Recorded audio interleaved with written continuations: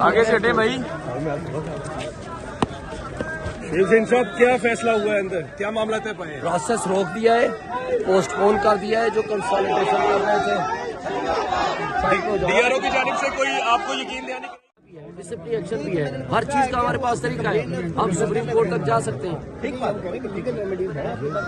और लड़ना होगा, लड़ाई हम माजी में भी की है, आज भी कर सकते हैं। मैंने आपके सुने, आपके भाई आ जाए, शेख भाई